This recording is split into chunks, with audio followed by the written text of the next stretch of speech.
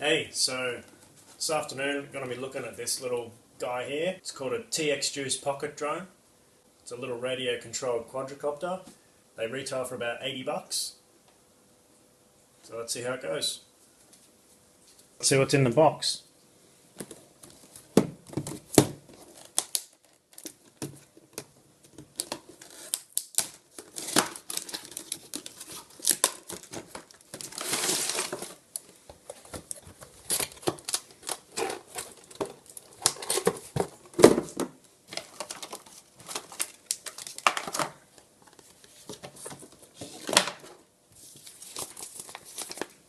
Instructions.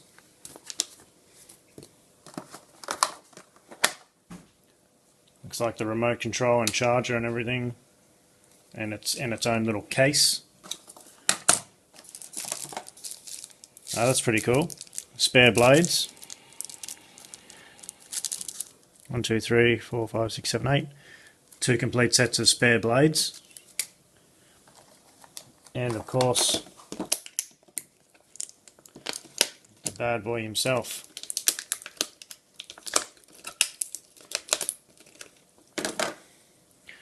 Mr. Pocket Drone. That gives you an idea of the size. It fits in the palm of my hand. And it's about 0.8 post-it notes in size. Cool. Alright, let's charge it up.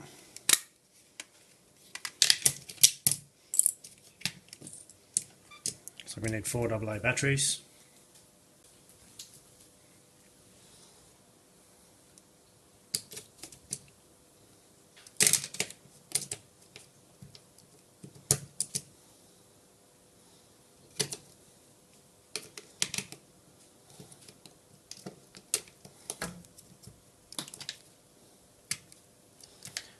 Bang them in there. Put the little retainer back in.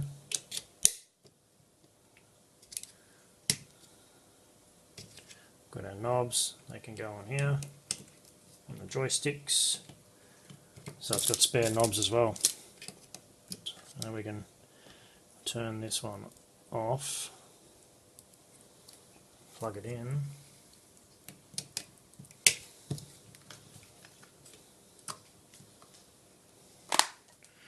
The charging indicator's on there. Instructions say it takes 40 minutes to charge. And that'll give us 5 to 6 minutes of flight time. So there's value for money. So I guess we wait 40 minutes.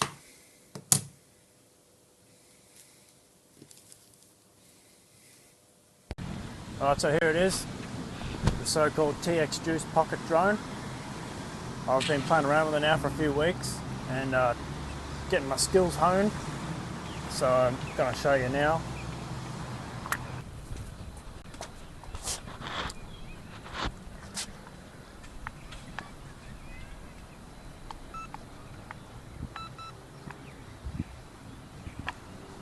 And away she goes. Now, it's called a toy, but it's certainly not simple to use. Has a very touchy throttle.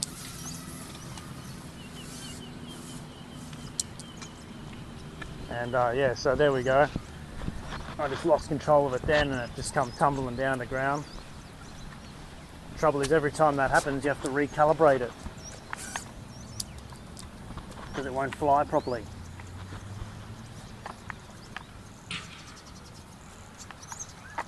And then it'll just turn itself off. You have to restart it again, turn it off and on again. It's like a troublesome router.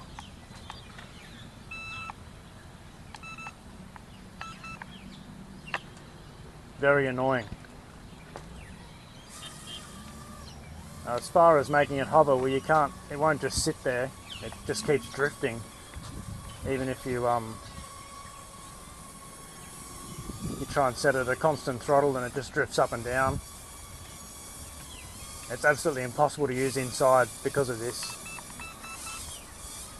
The reason I bought it is because I thought my cat Leopold would like to chase it around the house, and it's just forget about it.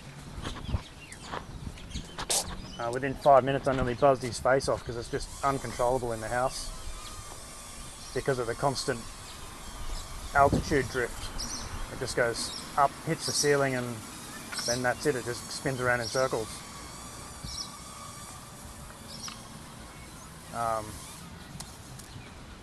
Yeah, look, you can't use it on grass because the propellers get wound up in the grass. As soon as you hit something, they just fly off. And it's not just a matter of refitting them. They have to go in a certain position, otherwise the thing won't fly. And they're not color-coded or anything. They have tiny little text on them as to which propeller they are, and it's just a pain in the neck. See, now it's just drifting to one side and it's got to be all recalibrated again. I know now it's turned itself off.